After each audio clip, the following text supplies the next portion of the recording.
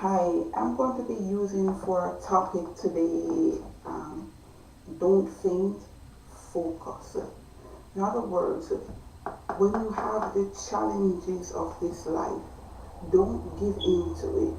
Don't become weary and faint, but instead focus, and that focus will carry you through.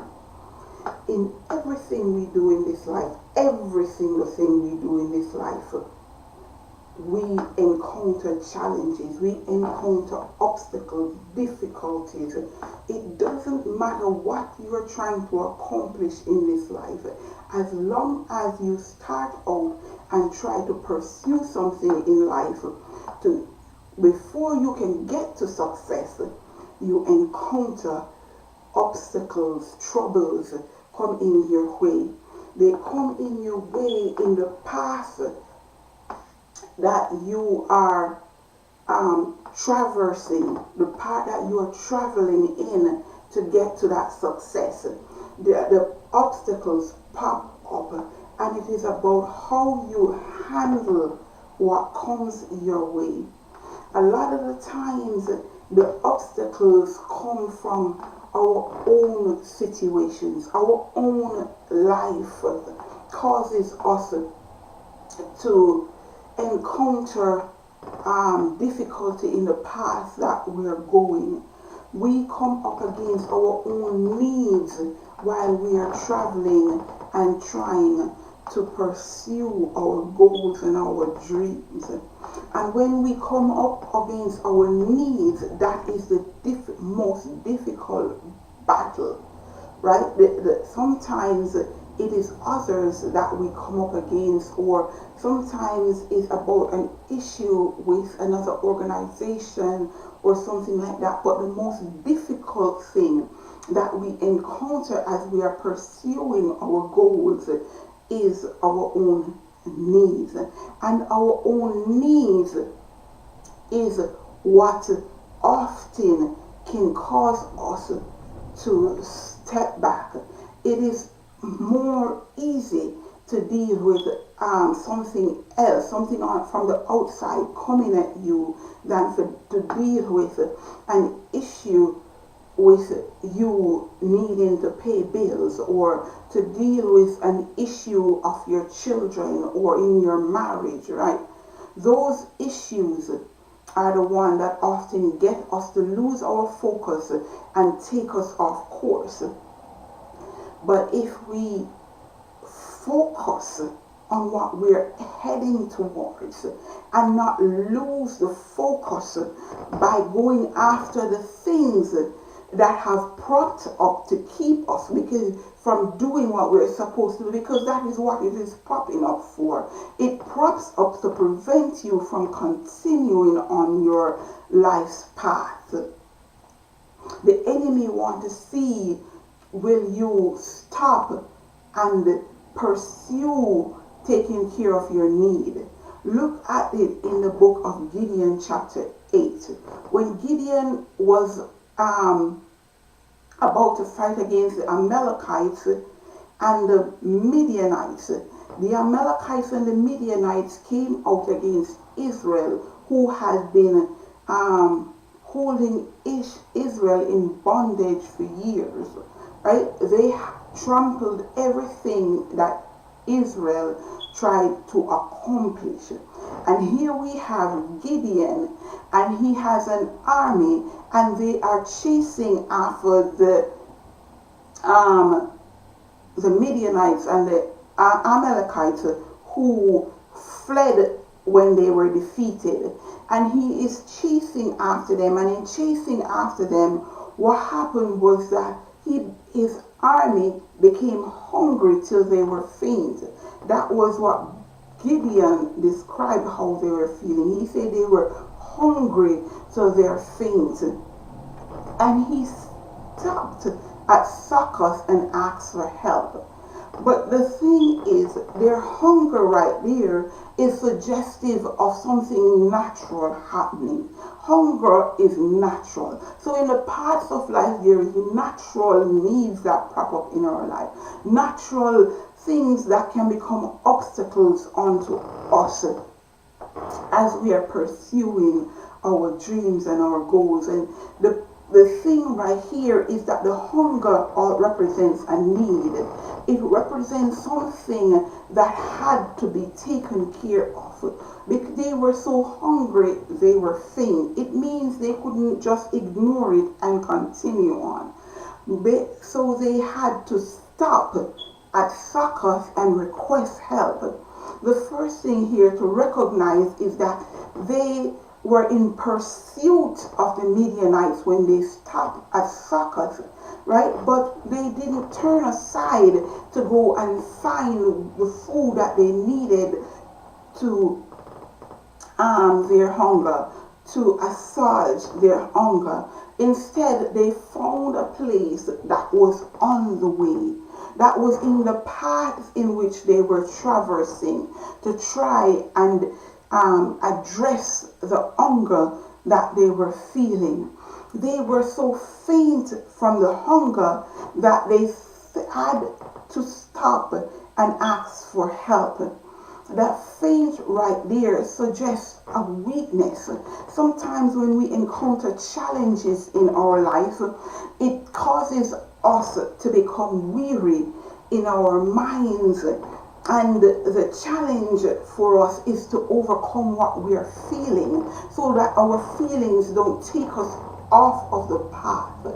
It is not just a feeling, but sometimes it's a weakness, an area of weakness within ourselves that can take us off of the path if we become engrossed in it, so that we stop and start trying to focus on getting that thing taken care of. So Gideon, he chose not to go aside to look for food for his army, because the Midianites then would have escaped, right?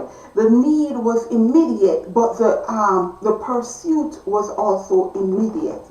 So in his journey to catching up to these kings of the Midianites that had fled, he stopped at a neighboring nation, a neighboring city, and asked of Succoth that they give to his army.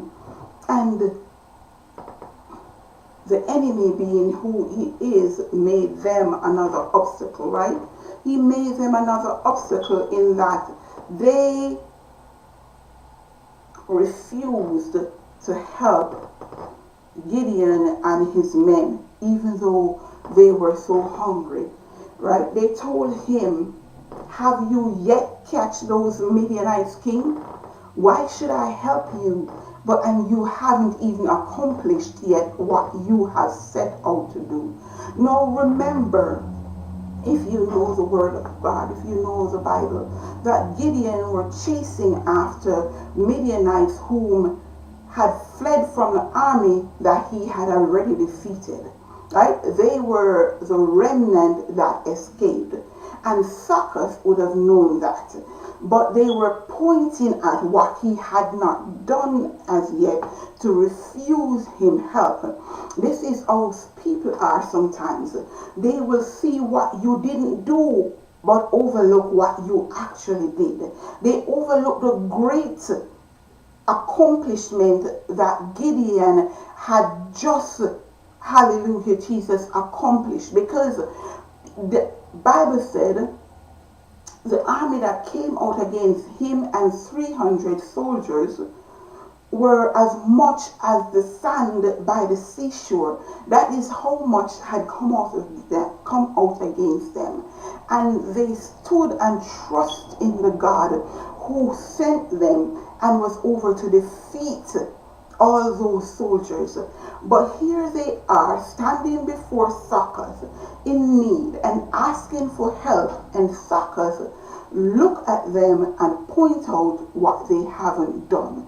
The finger pointing people always see what you have not yet done, or they see your weakness.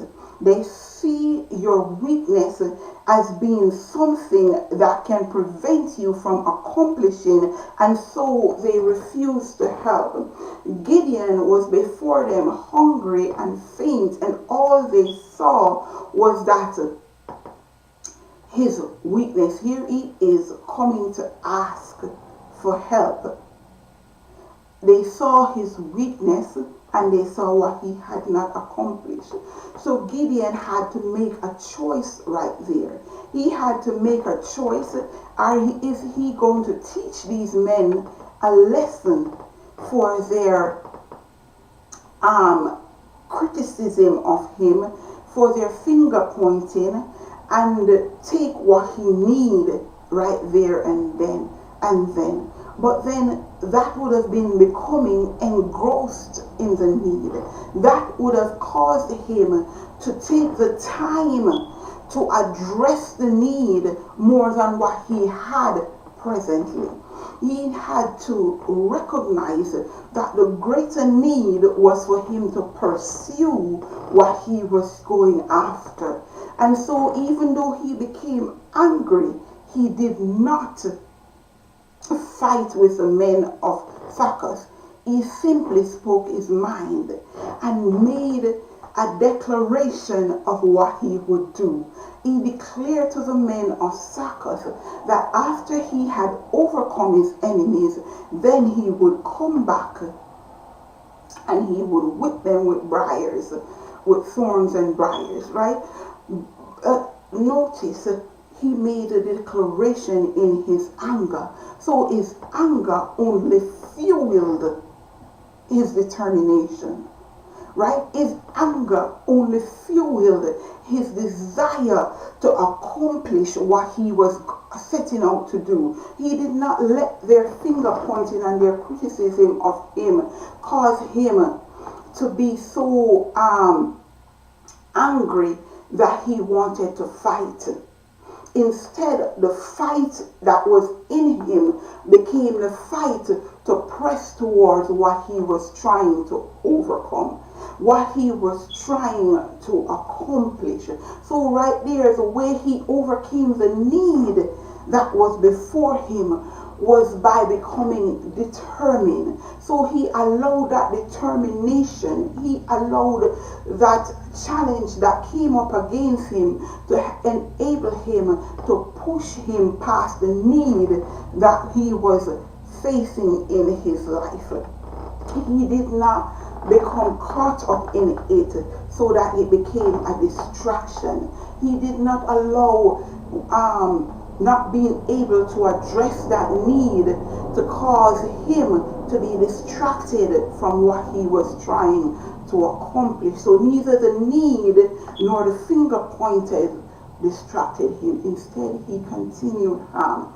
And then he came to another nation by the nation called Peniel. And he made the same request that he had made before from the other nation, our city. And they refused likewise. They refused to help him and pointed out the same thing, saying, you have not yet caught those kings and defeated them, so why should we help you? Again, they were looking more at what he hadn't done. They were seeing his faults and his failures and not seeing his accomplishments that he had already achieved. And so Gideon, again, he became angry. But again, he refused to let that anger fuel his need to fight against what was against him.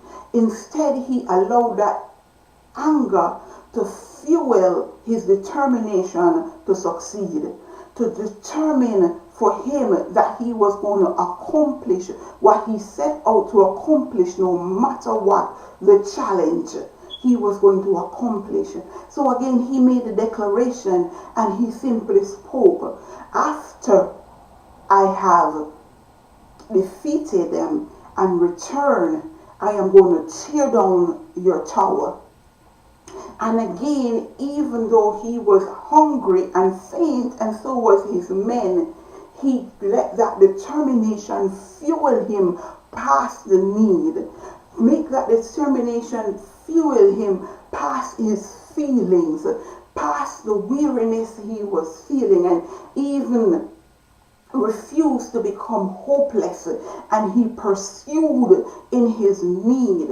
He pursued in his weakness, in his feelings of feeling like he can't go any further. This is as far as I can go. He continued to pursue his goals, and he caught up to those Midianite kings, and he defeated them, utterly defeated them, because even though he was hungry and faint, his mindset pushed him to be able to take on the challenge and become the winner.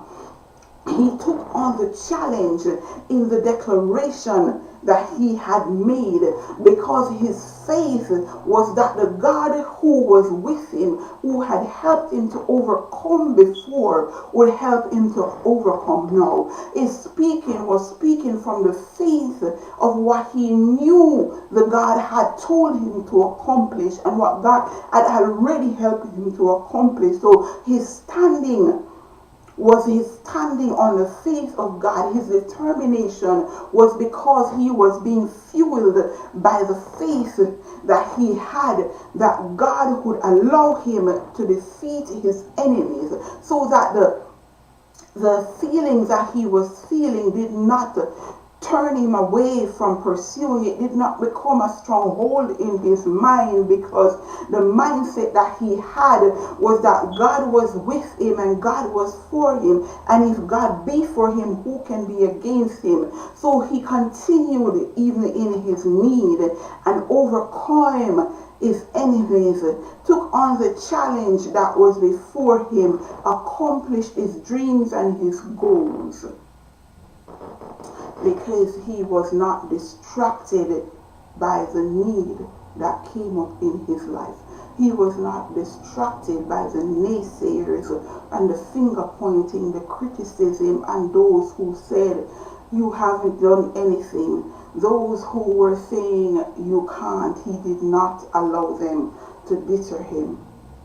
He did not allow them to become his distraction. He never stopped and fought against them. He never became engrossed in them. Instead, with the 300 men that he had, he pursued. The point here being, their need never overcame them. They overcame their need. If you remember also in the previous chapter, in Judges chapter 7, when Gideon had the army of Israel, he had several thousand men of Israel with him, and the Lord first told him, send home those who are afraid. And Gideon sent them home in his obedience. He told whoever is afraid, go home. And that left him with 10,000. And the Lord said, that is still too many. Bring them to the waters, to the river, and let them drink, and I will test them for you. And those that bowed their knees and drank, the Lord said, send them home. And Gideon sent them home. God said, send the ones home that bent down and drank the water on your knees, because those were the ones who became engrossed in the situation. They became engrossed in their need. They became so caught up in their need that they didn't even focus on anything but satisfying their need. They were drinking water on their knees. Bowing is submitting. So they bowed the knee, meaning they submitted unto the situation that was before them. They submitted in their thirst. And so it meant they were overcame by the need rather than them overcoming the need. They were so distracted by their need that they would not have seen anything coming up against them. They were so distracted by their need, they would not have been able to pursue in their thirst. But the men that lapped are the ones, 300 men that lapped the water, bringing it to their face, is the ones that God told Gideon to take with him, because the ones that lapped are the ones that remained aware. They are the ones that remained focused on the mission at hand. The one that bowed lost sight of their mission because they became caught up in their need. But the ones that lapped, they knew what was at stake. They knew they still had a mission to carry on. So even though they had to drink water, even though they were thirsty and had to drink, they did not allow that thirst to overcome them. They stayed focused so that they only took the time to satisfy themselves enough to where they could continue on. They only took just enough. Those who bowed the knee took so much. They were just becoming so caught up that it meant that they were holding on to what they had right there. They were trying to take so much, trying to take in as much as they can at the time, because they felt like they don't know when they will get any more, and they felt like the thirst was so much that they couldn't do any better but make sure they took in. These just satisfied their thirst. They just took enough time so that the army that God gave to Gideon, God ensured that they would be able to overcome the challenge that he knew they would face when they became hungry until they were almost faint. They were hungry, but again they did not focus on that need, because that need was not what they were pursuing at that time. When they overcame and they succeeded in what they wanted to accomplish, then they turned around and went back to Succoth and Penuel and did what they said. It means they overcame those Midianites while they were hungry and faint. But not only that, they turned around and then defeated those who refused to help them while they were hungry and faint, because nowhere in the Bible does it show that they ever got full, they ever ate before they tackled Succoth and Peniel. And so they made sure they destroyed the obstacle that was against them, so that the challenge would not come against them again to cause them in any way to ever derail. They stopped what had challenged them from becoming a stronghold in their life, because they first defeated their enemy and then they turned aside and took care of what was in opposition against them. Your need can either cause you to derail, or you can see it as the challenge to push forward. You can allow the situations in your life to make you more determined, so that nothing stops you.